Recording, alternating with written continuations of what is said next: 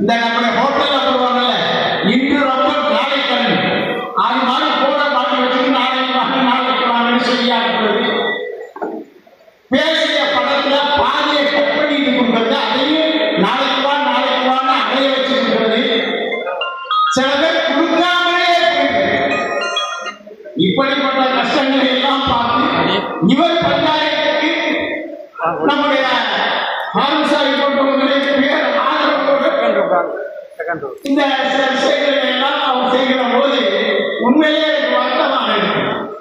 ஆனாலும் கூட அந்த பொருள் நஷ்டத்தை பற்றி, பண நஷ்டத்தை பற்றி, உழைப்பு நஷ்டத்தை பற்றி அவர் கொஞ்சம் கூட வருத்தப்படாமல் என்றையும் அந்த கொள்கை பிடிப்போடு, கோட்பாட்டோடு, இன்னும் சொல்ல போனால் அவரை மற்ற சகோதர சமுதாயத்திற்கெல்லாம் அவர்கள் எல்லாம் எனக்கு அழைப்பு வைக்கிறார்கள்.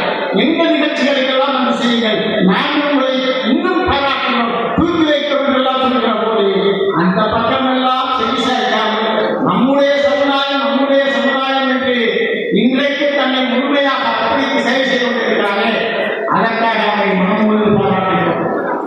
அடுத்தபடியாக நம்முடைய மணிமொழி மௌலானா இலியாஸ் ராஜு அவர்களை 650 வாரம் தொடர்ச்சியாக ஒவ்வொரு செவ்வாய்க்கிழமையும் பேசுவது என்பது அத்துறை இல்லை. அதற்குரிய ஆற்றல், அதற்கு எப்படி படிக்க வேண்டும், எப்படி உழைக்க வேண்டும், எப்படி தயாரிக்க வேண்டும் என்பதெல்லாம் எங்களை போன்ற பேராசிரியர்களுக்கு தெரியும். உண்மையிலே பரந்த படிப்புக்கு சொந்தக்காரர், விரிந்த அறிவுக்கு சொந்தக்காரர்.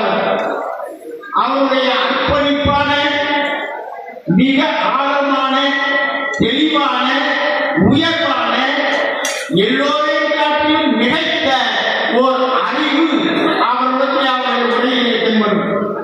வள்ளுவன் சொல்லுவார், நுண்ணிய நூல் வர கற்பினும் மற்றும் தன் உண்மை அறிவே மிக வேண்டும். நுண்ணிய நூல் வர கற்பினும் மற்றும் தன் உண்மை அறிவே மிக வேண்டும் வள்ளுவன் சொல்லுவார். எத்தனையோ படித்திருந்தால் யாருடைய